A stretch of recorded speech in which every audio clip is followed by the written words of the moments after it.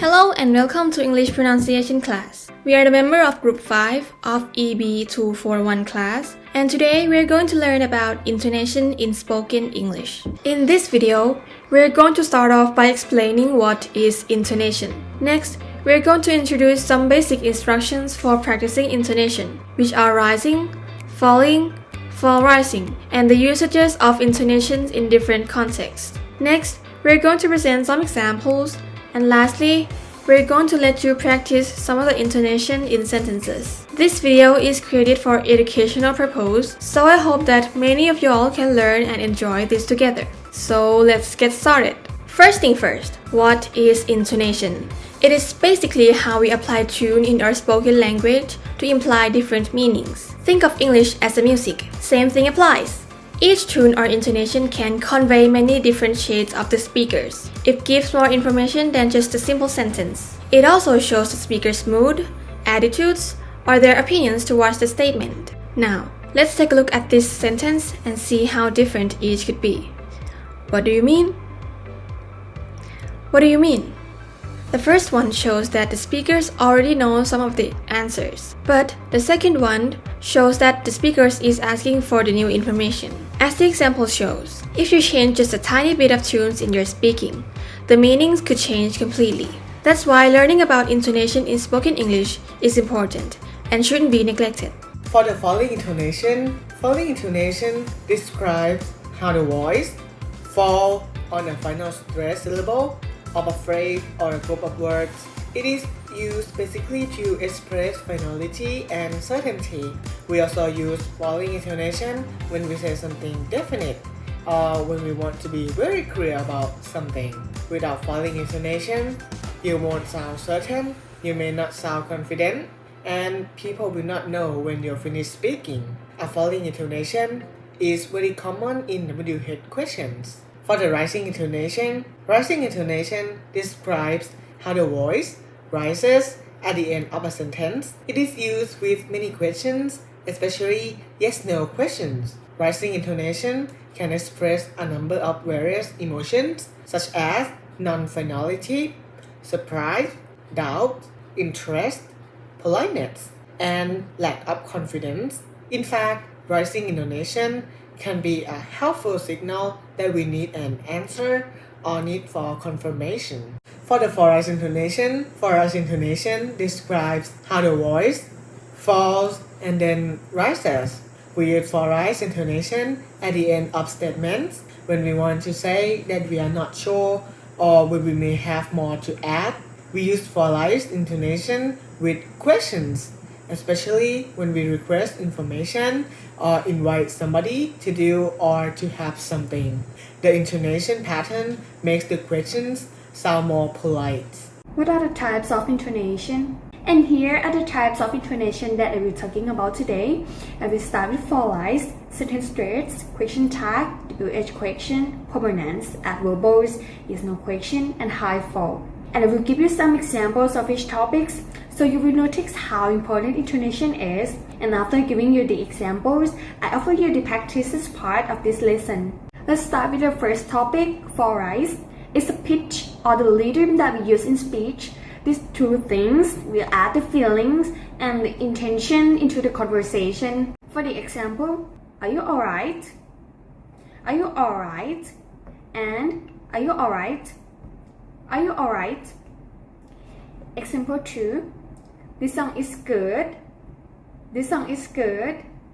And this song is good. This song is good. And in the next example, just one word in a different intonation can make the mood changes. Do you like dogs? Yes. Do you like dogs? Yes. And do you like dogs? Yes. Do you like dogs? Yes. See? Just the intonation changes, the meaning changes. For the sentence stress is accent on certain words within a sentence. It can help you to understand spoken English, even rapid spoken English. Moreover, in spoken English, we stress content words. And what is content words? Content words are the key words of a sentence. They are the important words that carry the meaning or sense Normally, the last content word is the most stressed word. For example, I didn't say he stole the money. The word I is stressed. It means someone else said it. I didn't say he stole the money. The word didn't is stressed. It means that's not true at all. I didn't say he stole the money. The word say is stressed. It means I only suggested the possibility. I didn't say he stole the money. The word he is stressed. It means I think someone else took it. I didn't say he stole the money.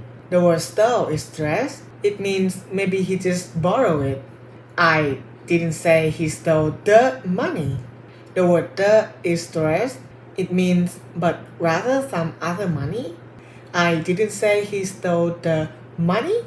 The word money is stressed. It means he may have taken some jewelry or something else. For the question tags are used to either confirm information or to ask for clarification. The intonation is different in each case. Firstly, question tags to confirm.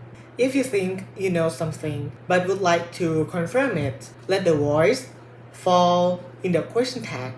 For example, John doesn't speak Spanish, does he? It's 3 o'clock, isn't it? We aren't expected to finish the report by Friday, are we? Secondly, question tags to ask for clarification. When using a question tag to clarify the information that you are not sure, let the voice rise to let the listener know that you want to know the answer or expect more information. For example, John doesn't speak Spanish, does he? It's 3 o'clock, isn't it? We aren't expected to finish the report by Friday, are we? Moving on to another type of questions, which is the WH questions. The falling and rising intonation also indicate different meanings. Falling illustrates that we ask for new information, while we use rising intonation when we ask for what we already knew. In addition, we will stress the last content word in falling intonation and stress the question word in rising intonation. Take a look at these examples. What did you do last summer? What did you do last summer? When will you get back from your trip? When will you get back from your trip? Why didn't you pick up my line? Why didn't you pick up my line? Let's continue with the permanence. Do you know what permanence is? When we speak in English and we want to give a new information, the last word with the new information will be stressed. Let's see some examples. Do you want to go out with me? No, I don't like you. Again, do you want to go out with me? No, I don't like you. Have you ever been to Thailand before? Yes, I have. And I want to be there again. Again, have you ever been to Thailand before? Yes, I have. And I want to be there again. And here is adverbals. There are lots of adverbals in this word. So today I will pick some of them as the examples for you. And remember this.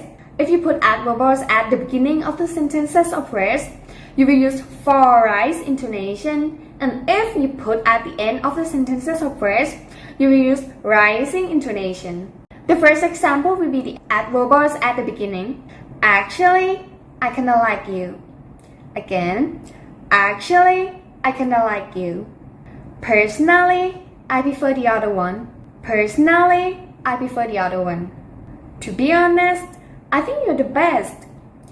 To be honest, I think you're the best. And next are the examples of the adverbals at the end. I don't think you are bad, actually. Again, I don't think you are bad, actually. I don't believe in this story, personally. I don't believe in this story, personally. I didn't know your relationship, honestly. I didn't know your relationship, honestly. For the yes-no question, we normally use rising or fall rising in this type of question. But we use falling intonation when the question is serious or formal. This one is quite tricky. So the first time that I say it would be rising. The second time would be fall rising. And the third time would be falling. So now, let's take a look at these sentences. Is the seat taken? Is the seat taken? Is the seat taken? Do you mind passing me the paper on the table? Do you mind passing me the paper on the table? Do you mind passing me paper on the table? Are you going out with Sarah from high school? Are you going out with Sarah from high school? Are you going out with Sarah from high school? Another type of intonation that is common in spoken English is high fall or mid fall. The high fall is more common as it shows enthusiasm, emotion, and involvement in speakers, while mid fall shows lack of interest, boredom, and detachment. The first one that we are going to say is high fall, and the second one is mid fall. This is the first example. He was chosen to be the manager last year. He was chosen to be the manager last year. High fall. This is my all-time favorite movie. Mid fall. This is my all-time favorite movie. High fall. I had a cup of tea and I had a biscuit. Mid fall. I had a cup of tea and I had a biscuit. And congratulations, you have just learned all the types of intonation, and for now you are going to have oral practices. Let's go!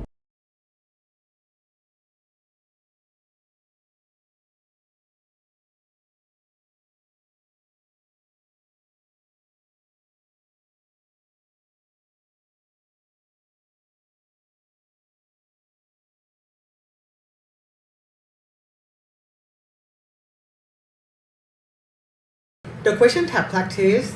You said you work in this industry, didn't you? The sentence stress practice. The man robs that bank. The man is stressed. It means not a woman. What happened on your last birthday? Is there any milk in the fridge? I'm going to visit my grandparents this summer. For rice, he is the leader of this class. Permanence, would you please tell me where she is? Sure. She's at the mart right now. At verbals. Unfortunately, today is Monday. We hope this video will help you to understand more about intonation and know how to use it in the conversation. And for now, please hit the thumbs up and leave the comments below our video to let us know what you think of our video. Thank you very much for watching. Have a nice day.